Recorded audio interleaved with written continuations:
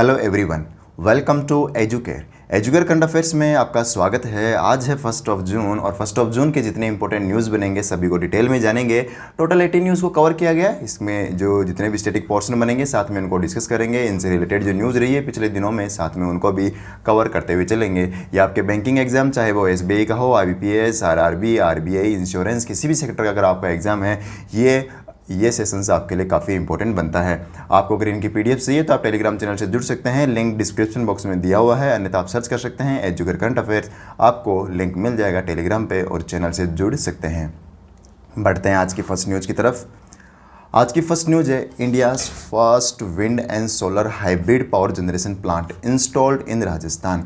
देखिए, solar plant तो काफ़ी इंस्टॉल हुए, विंड प्लांट भी काफ़ी इंस्टॉल हुए, लेकिन एक ही जगह विंड और सोलर प्लांट यानी हाइब्रिड पावर जनरेशन इंस्टॉल करने वाला राजस्थान पहला राज्य बन गया है। और इसे इंस्टॉल करने वाली अडानी जो ग्रीन एनर्जी लिमिटेड है, जो अडानी ग्रुप के 100% ओन सब्सिडरी है, अडानी ग्रीन एनर्जी लिमिटेड, यही इसकी स्थापना करने जा रही है, यही इसका इंस्टॉलेशन करने जा रही है। हमारे एग्जाम पॉइंट ऑफ व्यू से क्या क्या इंपॉर्टेंट बनेगा?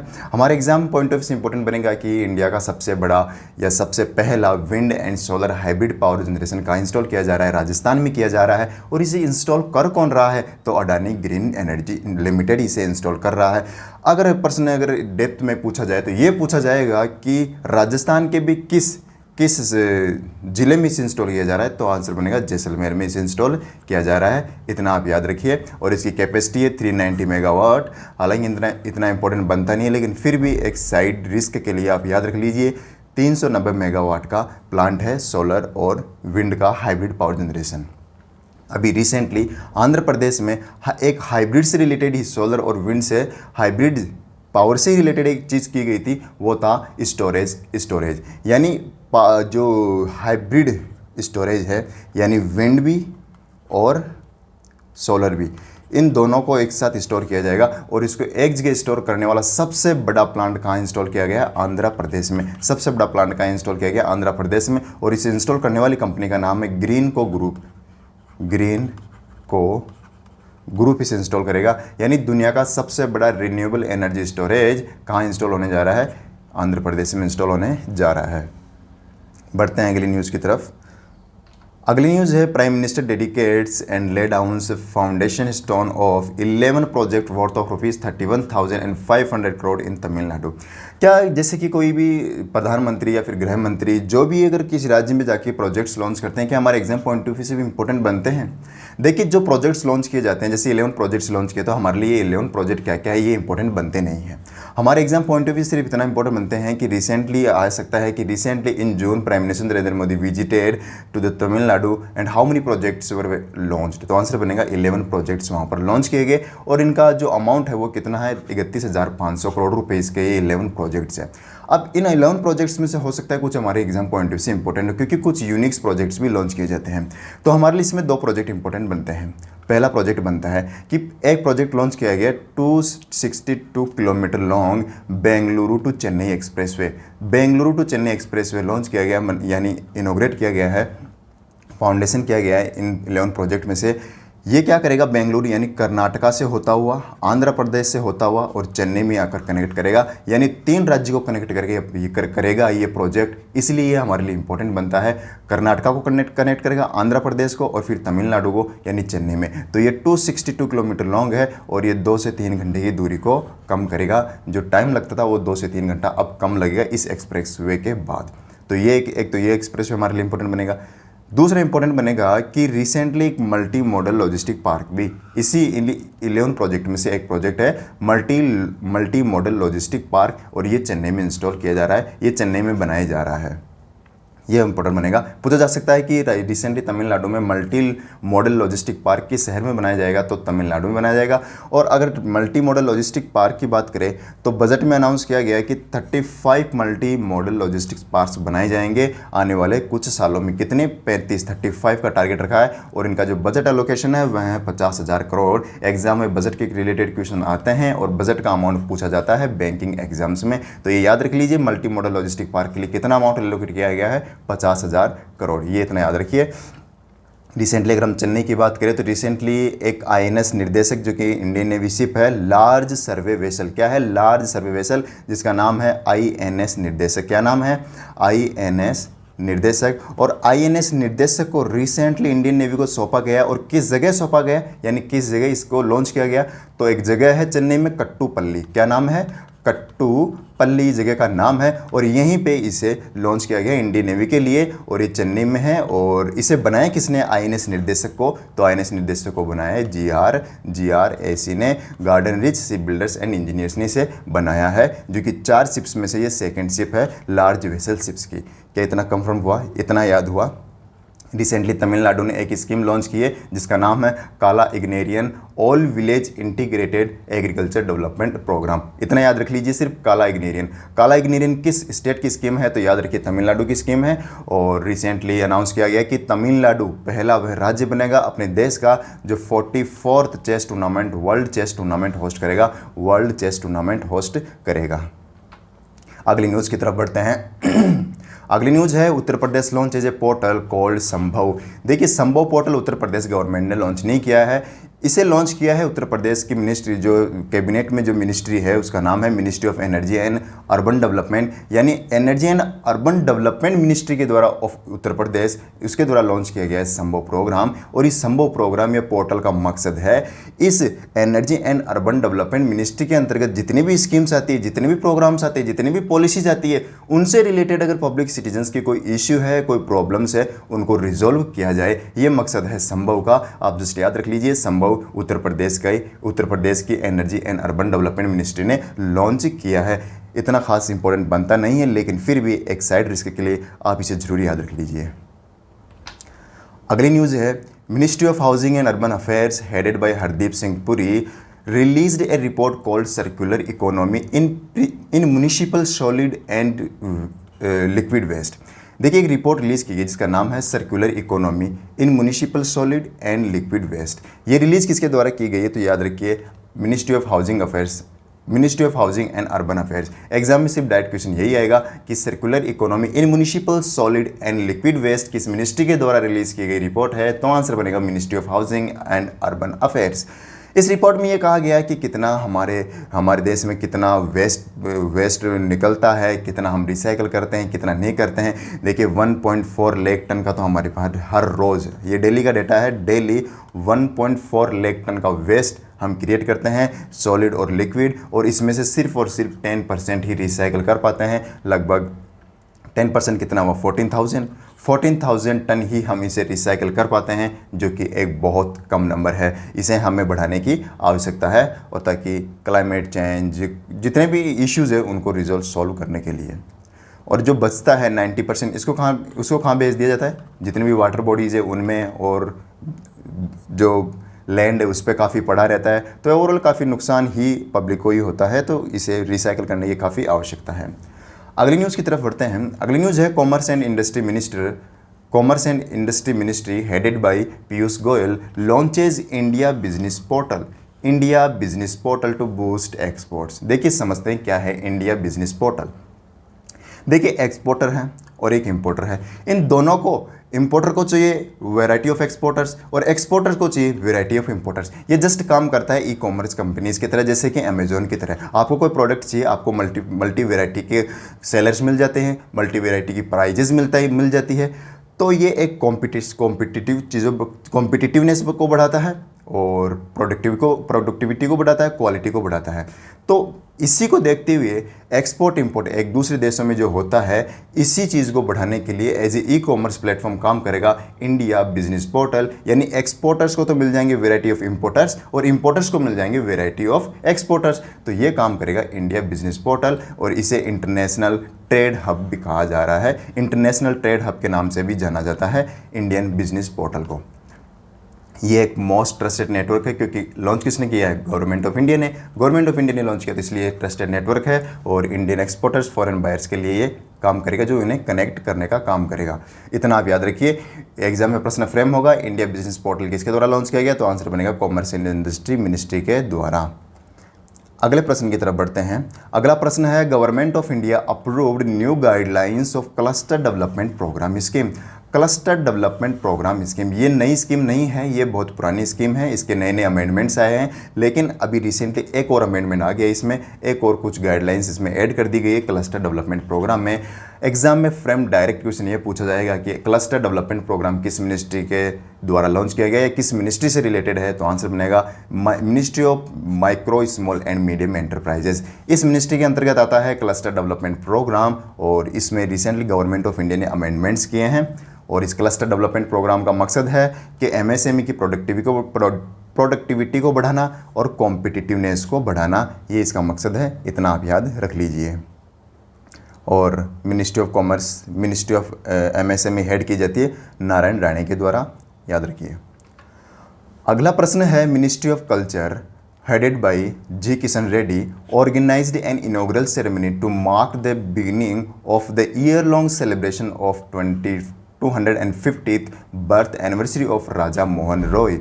राजा मोहन रॉय जिनका जन्म हुआ था 22 मई 1772 और इनको 250 साल होते हैं 22 मई 2022। अब इनका तो सेलिब्रेशन स्टार्ट हो चुका है इनके 250वें जन्मदिन का, और ये एंड कब होगा, ये एंड होगा 22 मई 2023, यानी एक साल तक के लिए इसका सेलिब्रेशन चलेगा। इनको बर्थ, इनके जन्म दिवस को मनाया जाएगा एक साल के लिए। आपके एग्जाम पॉइंट ऑफ व्यू से क्या इंपॉर्टेंट बनेगा, एग्जाम में पूछा जा सकता है कि रिसेंटली राजा मोहन रॉय के बर्थ एनिवर्सरी किस नंबर की बनाई गई, तो आंसर बनेगा 250वें नंबर की बनाई गई। और इनका जन्म भी अगर पूछा जाए तो 22 मई याद रख लीजिए। इनको जो राजा की उपाधि दी गई थी वो राजा अकबर के द्वारा दी गई थी, जो कि मुग़ल जो सम्राट थे उनके द्वारा ये टाइटल दिया गया था, इतना आप याद रखिए। और राजा मोहन रॉय एक ग्रेट सोशल रिफॉर्मर थे, और इन्हीं को याद करने के लिए हर साल 22 मई को इनका बर्थ जन्मदिन मनाया जाता है। रिसेंटली रविंद्रनाथ टैगोर का भी जन्मदिवस मनाया गया 7 मई को, रविंद्रनाथ टैगोर। और रिसेंटली एक और इम्पोर्टेंट बनेगा आपके लिए जन्मदिवस से रिलेटेड कि बर्थ एनिवर्सरी ऑफ जवाहरलाल दर्रा। आई होप आप भूल चुके होंगे, मैंने पढ़ाया था आपको, जवाहरलाल दर्रा इनका जन्म हुआ था 7 जुलाई को, 7 जुलाई 1923 को। अब इनका जो 100 वर्ष होंगे वो कब होंगे जन्म के, 7 जुलाई 2023, और इसी डेट को 100 रुपीज़ का कॉइन रिलीज़ किया जाएगा गवर्नमेंट ऑफ इंडिया के द्वारा। तो commemorative coin of 100 rupees will be released on 7 July 2023 by the government of India to commemorate the जन्म birthday of Jawaharlal Darda. तो याद रखिए जवाहरलाल दर्रा। बढ़ते हैं अगली न्यूज़ की तरफ। अगली न्यूज़ है, ONGC has become oil and natural gas corporation has become the first ENP company exploration and production company to trade domestic gas on the Indian gas exchange. आपने नाम सुना होगा स्टॉक एक्सचेंज, जहाँ पे स्टॉक्स का exchange होता है, उनकी प्राइजेज हर घंटे बदलती है, वह है स्टॉक एक्सचेंज। और ये है इंडियन गैस एक्सचेंज, यानी गैस और पेट्रोलियम प्रोडक्ट्स की जो प्राइजेज है वह इंडियन गैस एक्सचेंज के अनुसार जो है वो कहाँ पर मिलेगी आपको, इंडियन गैस एक्सचेंज पर। और ये भी प्राइजेज ऊपर नीचे होती रहती है, लेकिन पहली कंपनी बन गई है ONGC जो कि एक्सप्लोरेशन एंड प्रोडक्शन कंपनी है, जो इंडियन गैस एक्सचेंज की रेट के अकॉर्डिंग ट्रेड किया है, रिसेंटली ट्रेड किया है डोमेस्टिक गैस पर। तो याद रखिए वह पहली कंपनी बन गई है, कौन सी, ONGC, जिसने इंडियन गैस एक्सचेंज के अकॉर्डिंग, इनके प्राइजेस के अकॉर्डिंग ट्रेड किया है। और ये पहली एक्सप्लोरेशन एंड प्रोडक्शन कंपनी है। यानी एक्सप्लोरेशन एंड प्रोडक्शन कंपनी का मतलब है किसी ऑयल की कोई खदान है तो वहाँ का एक्सप्लोरेशन भी यही कंपनी करेगी, पता भी यही लगाएगी, और प्रोडक्शन भी यही करेगी। जो इस प्रकार की जितनी भी कंपनीज है उन कंपनीज में पहली कंपनी बन गई है ONGC, इतना आप याद रख लीजिए। ONGC पहली कंपनी बन गई है जिसने इंडियन गैस एक्सचेंज की रेट के अनुसार ट्रेड किया है। और ये इंडियन गैस एक्सचेंज ज़्यादा पुराना नहीं है, लेटेस्ट रिसेंट का ही है। इसे 2020 में लॉन्च किया गया था श्री धर्मेंद्र प्रधान के द्वारा। उस समय Shri Dharmendra Pradhan petroleum and natural gas minister थे, और इन्हीं के द्वारा इसे रिलीज़ किया गया था। अभी वर्तमान में तो ये एजुकेशन मिनिस्टर है, और petroleum and natural gas Hardeep Singh Puri के द्वारा हेड किया जाता है। आगे बढ़ने से पहले रिसेंटली एक न्यूज़ थी, न्यूज़ का नाम है कि जो सऊदी अरेबियन ऑयल कंपनी है, सऊदी अरेबियन ऑयल कंपनी है, यह वह कंपनी बन गई है जो सबसे most valuable in the world, surpassing Apple को भी इसने मात दे दी है मार्केट वैल्यू में। और सऊदी अरेबियन ऑयल कंपनी सबसे मोस्ट वैल्यूएबल कंपनी बन गई इन द वर्ल्ड। और रिसेंटली वर्ल्ड बैंक ने एक रिपोर्ट रिलीज़ की थी, global gas flaring tracking report. Global gas flaring tracking report natural जो गैसेज है उनको उनकी जो नुकसान होता है पेट्रोलियम और गैसेस के एक्सट्रैक्शन के दौरान, उनको रोकने के लिए इस रिपोर्ट का मकसद है। अगले प्रश्न की तरफ बढ़ते हैं, अगली न्यूज़ की तरफ बढ़ते हैं। अगली न्यूज़ है, Indian railway announced India's first semi high speed freight train. देखिए 2 ट्रेन होती है, एक पैसेंजर ट्रेन, एक होती है फ्रेट ट्रेन। तो पहली semi high speed freight train जिसका नाम रखा है गति शक्ति ट्रेन। गति शक्ति ट्रेन उस ट्रेन का नाम रखा है और यह पहली फ्रेट ट्रेन है जो सेमी हाई स्पीड है, यानी 160 किलोमीटर पर आवर के हिसाब से चलेगी। और ये जो गति शक्ति, ये नाम किससे लिया गया? ये नाम लिया गया प्राइम मिनिस्टर गति शक्ति स्कीम के लिए, स्कीम के अकॉर्डिंग। और ये स्कीम लॉन्च की गई थी प्रधानमंत्री नरेंद्र मोदी के द्वारा इन अक्टूबर 2021, जिसका मकसद है जितने भी डेवलपमेंट है उनको मोमेंटम दिया जा सके। और इसी के नाम पर रखा गया है गति शक्ति ट्रेन। और गति शक्ति ट्रेन है, इस ट्रेन का जो कॉन्सेप्ट लिया गया है वो कॉन्सेप्ट लिया गया है वंदे भारत ट्रेन से। वंदे भारत ट्रेन क्या है? वंदे भारत ट्रेन भी गवर्नमेंट ऑफ इंडिया के द्वारा जो रिलीज़ की गई एक ट्रेन है, रिलीज यानी बनाई गई ट्रेन है, जिसका मकसद है 400 से ज़्यादा वंदे भारत ट्रेन्स बनाना। या इतना नंबर याद रख लीजिए, 400 ट्रेन्स बनाई जाएगी इस वंदे भारत ट्रेन मिशन के अंदर। और जिसमें से 2 ट्रेन तो बनकर रेडी हो चुकी है, जिसमें से एक ट्रेन है दिल्ली टू कटरा और दूसरी ट्रेन कनेक्ट होती है दिल्ली टू वाराणसी। ये 2 ट्रेन तो अभी पैसेंजर ट्रेन है ये, लेकिन पैसेंजर ट्रेन तो है ऑलरेडी 2, लेकिन फ्री ट्रेन जो है वह पहली सेमी हाई स्पीड की कहाँ लॉन्च की जा रही है, कहाँ किसको कहाँ से कनेक्ट करेगी ये हालांकि इसका इतना डिटेल बताया नहीं कि किससे कहाँ कनेक्ट करेगी। आप सिंपली इतना याद रख लीजिए कि first semi high speed free train जिसका नाम है गति शक्ति ट्रेन, और इसे बनाया है चेन्नई जो कि चेन्नई में जो इंटीग्रल कोच फैक्ट्री है इसके द्वारा इसे बनाया गया है। इंटीग्रल कोच फैक्ट्री चेन्नई जो कि तमिलनाडु में, इसी ने इस ट्रेन को बनाया है। और वंदे भारत ट्रेन भी इंटीग्रल कोच फैक्ट्री चेन्नई ही बना रही है, ये भी आप साथ में याद रखते हुए चलिए। और इस फ्री ट्रेन का मकसद है ई कॉमर्स को बढ़ावा देना, यानी ई कॉमर्स और जो कोरियर पार्सल है उनको बढ़ावा देने के लिए ये ट्रेन लॉन्च की गई है, ताकि आपको तुरंत डिलीवरी है, जैसे किसी एक राज्य से दूसरे राज्य में डिलीवरी पहुंचानी है तो ट्रेन के द्वारा पहुंचाई जाएगी, उसके बाद आपके पास पहुंचेगी। तो इस चीज़ को मोमेंटम देने के लिए गति शक्ति ट्रेन स्कीम लॉन्च की गई है, यानी ये ट्रेन लॉन्च की गई है। बढ़ते हैं अगली न्यूज़ की तरफ। अगली न्यूज़ है, national health authority in short NHA launches Ayushman Bharat health account mobile application. क्या है ये mobile application? ABHA Ayushman Bharat health account. इसका पहले नाम था national digital health mission health record application, और इसका नाम रिनेम करके कर दिया है आयुष्मान भारत हेल्थ अकाउंट। अब देखिए होता क्या है, क्या चीज़ ये, आपको अपने रिकॉर्ड्स रखने हैं, जैसे कि आपके डायग्नोस्टिक से रिलेटेड रिपोर्ट है, प्रिस्क्रिप्शन से रिलेटेड कोई रिपोर्ट है, या फिर कोविड जैसे आपने वैक्सीन लगवाई उसके सर्टिफिकेशन, और किसी भी प्रकार की हेल्थ रिलेटेड कोई सर्टिफिकेट है, उनको आप एक ही जगह अगर रखना चाहते हैं तो उसके लिए गवर्नमेंट ऑफ इंडिया ने रिलीज़ किया है, यानी हेल्थ मिनिस्ट्री के द्वारा रिलीज़ किया गया है आयुष्मान भारत हेल्थ अकाउंट। जैसे ही आप इसमें लॉगिन करेंगे तो आपके लिए एग्जाम में एग्जाम पॉइंट ऑफ व्यू से एक प्रश्न क्रिएट हो जाएगा, यानी ये एक 14 डिजिट एक नंबर रिलीज़ करेगा। 14 डिजिट नंबर रिलीज़ करेगा। एग्जाम में प्रश्न पूछा जाएगा कि आयुष्मान भारत हेल्थ अकाउंट में कितने डिजिट नंबर है, तो याद रखिए 14 नंबर डिजिट है, 14 डिजिट नंबर है। और जैसे आप लॉगिन कर लेंगे तो इसमें आप अपने किसी भी प्रकार के हेल्थ से रिलेटेड डॉक्यूमेंट्स अपलोड कर सकते हैं, इससे स्मूथली आसानी से और एक ही जगह सब कुछ मिल जाएगा। तो याद रखिए Ayushman Bharat health account 14 digit number है।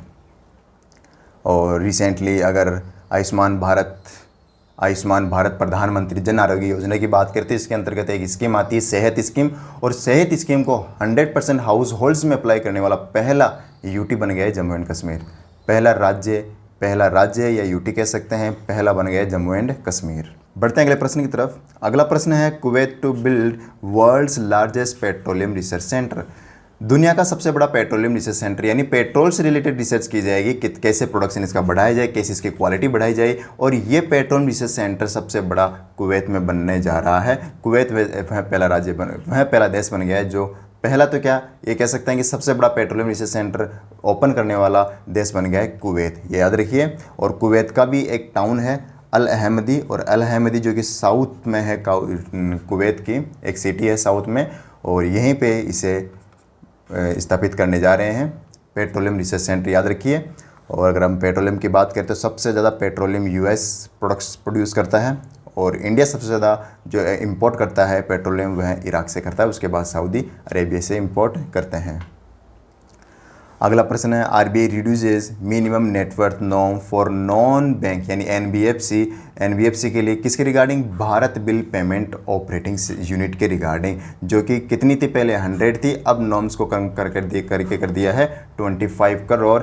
यानी अगर आपको Bharat bill payment operation unit का अगर आपको एजेंट बनना है या फिर आपको इसकी यानी आप सर्विस प्रोवाइडर बनना चाहते हैं तो आपको आपकी मिनिमम नेटवर्थ होनी चाहिए 100 करोड़। किसके लिए? एनबीएफसी के लिए।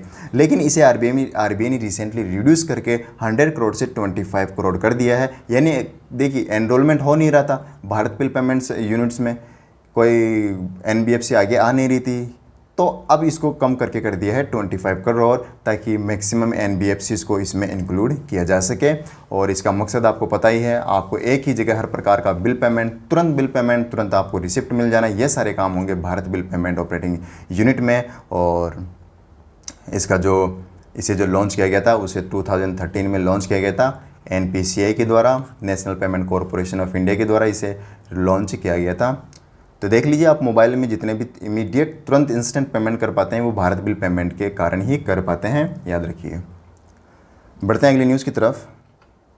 अगली न्यूज़ है world bank releases world governance indicators. देखिए ये क्या है, ये न्यूज़ अभी काफ़ी कंट्रोवर्शियल है, अभी न्यूज़ में भी है, क्योंकि इंडिया की जो पोजीशन है गवर्नेंस में वह दिन प्रतिदिन हर साल घटती हुई जा रही है वर्ल्ड बैंक के द्वारा।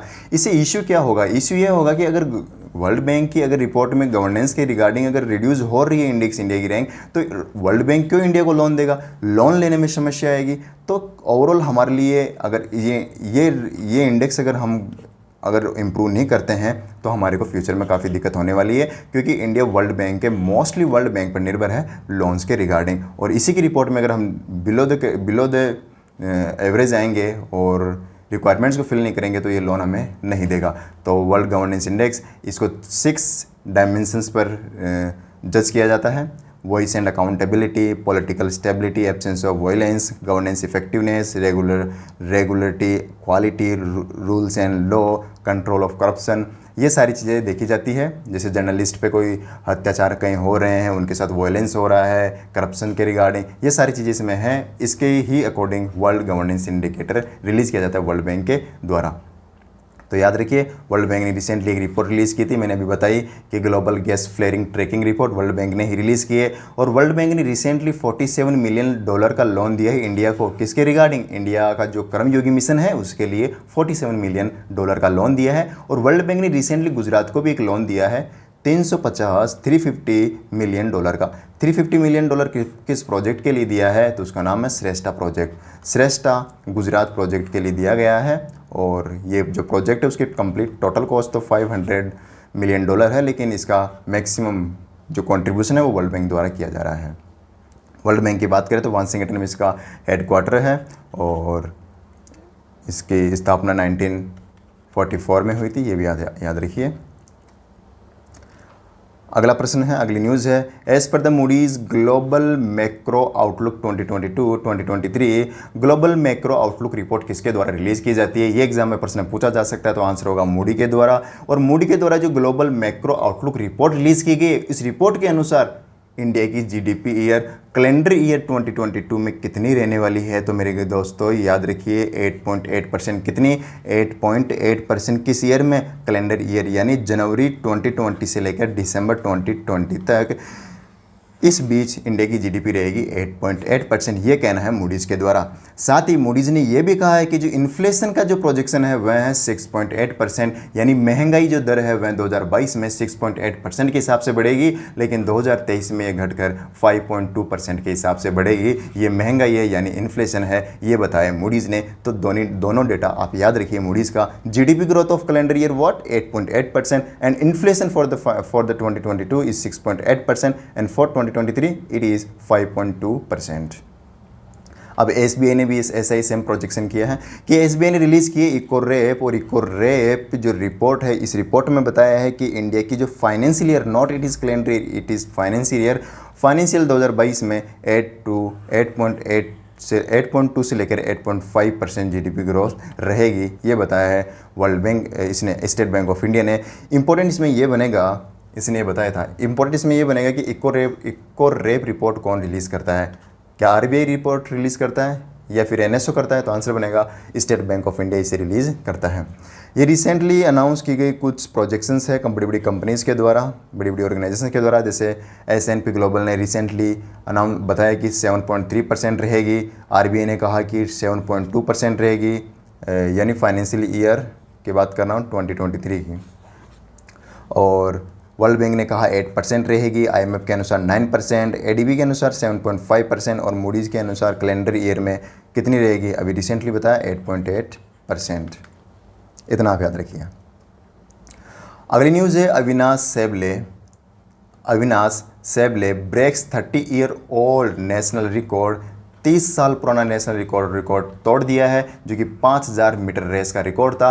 पहले किसके पास था ये समझ लेते हैं। पहले था बहादुर प्रसाद के पास, ये भी एक इंडियन एथलीट है, और इंडियन एथलीट बहादुर प्रसाद ने 5000 मीटर 13 मिनट 29 सेकेंड में कंप्लीट किया था। लेकिन रिसेंटली अविनाश साबले ने यूनाइटेड स्टेट्स यानी कैलिफोर्निया में रिसेंटली 5000 मीटर को 13 मिनट 25 सेकेंड्स में कंप्लीट कर लिया है, और ऐसा करके 4 सेकेंड कम में ही, पहले वाली रिकॉर्ड से 4 सेकेंड कम में इसे कंप्लीट करके नया वर्ल्ड रिकॉर्ड बना दिया है। किसने बनाया है? अविनाश साबले ने। और अविनाश साबले कहाँ से हैं? ये महाराष्ट्र से, और महाराष्ट्र के भी बीड डिस्ट्रिक्ट से हैं। किस डिस्ट्रिक्ट से हैं? बीड डिस्ट्रिक्ट से हैं महाराष्ट्र के, और ये आर्मी मैन है। ये आर्मी में सियाचिन पर हवलदार की पोस्ट पर पोस्टेड है। एक हवलदार है आर्मी मैन में, और पोस्टेड कहाँ पर है? सियाचिन में ये पोस्टेड है। इतना आप याद रख लीजिए अविनाश साबले के बारे में। वर्ल्ड एथलीट की बात करें तो इसका हेडक्वार्टर मोनाको में है। वर्ल्ड एथलेटिक्स का हेडक्वार्टर कहाँ पर है? मोनाको में है। मोनाको एक सेपरेट कंट्री है। अगली न्यूज़ पर बढ़ते हैं। अगली न्यूज़ है international women's health day. International women's health day हर साल कब मनाया जाता है? आंसर होगा 28 मई। और ये मनाया क्यों जाता है ये भी इंपॉर्टेंट बनता है। देखिए, वुमेन्स में सेक्सुअल और रिप्रोडक्टिव हेल्थ के रिगार्डिंग अवेयरनेस बढ़ाने के लिए ये दिन हर साल मनाया जाता है। ये आप याद रख लीजिए। इंटरनेशनल वुमेन्स डे हर साल 28 मई को मनाया जाता है। इस साल की थीम थी इंपॉर्टेंट कम ही बनती है। देखिए, लॉन्ग जो थीम्स होती है वो एग्जाम पॉइंट ऑफ से कम इंपॉर्टेंट बनती है, लेकिन शॉर्ट जो होती है थीम वह काफ़ी इंपॉर्टेंट बनती है, खासतौर पर बैंकिंग एग्जाम्स में। तो इस साल की थीम है resist and persist amid crisis and global uncertainty. तो याद रख लीजिए। सिर्फ आप इतना भी याद रख लेंगे ना तो भी इनफ होगा। हो सकता है एग्जाम में सिर्फ इतना ही पूछा जाए, रेसिस्ट एंड प्रिसिस्ट, याद रख लीजिए। नेक्स्ट एंड लास्ट न्यूज़ है world hunger day. World hunger day is observe across the globe on 28 मई। हर साल 28 मई को वर्ल्ड हंगर डे विश्व भुखमरी दिवस मनाया जाता है। देखिए, भुखमरी दिवस में पहले बात कर लेते हैं हमारे देश की रैंकिंग क्या है। हमारे देश की रैंकिंग है 101, बहुत कम है 116 कंट्रीज़ में। इवन हम पीछे हैं बांग्लादेश, पाकिस्तान, इन सभी जो नेबर कंट्रीज़ हैं इनसे भी हम पीछे हैं भुखमरी की रैंकिंग में। तो ये एक शेमफुल न्यूज़ है हमारे इंडिया के लिए। और वर्ल्ड हंगर डे हर साल 28 मई को मनाया जाता है। इसका मकसद है हंगर फ्री प्लेनेट। किसी भी प्रकार का हम इनिशिएटिव, स्कीम्स, योजनाएं कुछ भी लाए, एक पर्पज़ है हंगर फ्री प्लेनेट। सबसे पहला है हंगर फ्री प्लेनेट, और इस साल की थीम है यूथ एंडिंग हंगर। ये शॉर्ट थीम है, छोटी थीम है। इसका मतलब है एग्जाम पॉइंट ऑफ व्यू से तो इंपॉर्टेंट बनेगी ही। यूथ एंडिंग हंगर इस साल की थीम है। इतना आप याद रख लीजिए। तो ये था आज का सेशन 1 जून का। कैसा लगा सेशन? मिलते हैं 2 जून को। तब तक के लिए गुड बाय। और हाँ, इससे पहले अगर आपने अभी तक सब्सक्राइब नहीं किया है तो प्लीज़ इसे सब्सक्राइब कर लीजिए। आपके बैंकिंग एग्जाम के और आपके till the selection we are with you. हम आपको पूरा सपोर्ट देंगे। आप सब्सक्राइब कीजिए, रोज़ वीडियोस देखिए, रोज़ पीडीएफ्स को फॉलो कीजिए। पीडीएफ्स के लिए आपको मैंने बता दिया, टेलीग्राम चैनल से जुड़ सकते हैं, डिस्क्रिप्शन बॉक्स में उसका लिंक दिया है। मिलते हैं अगले वीडियो में, तब तक के लिए गुड बाय।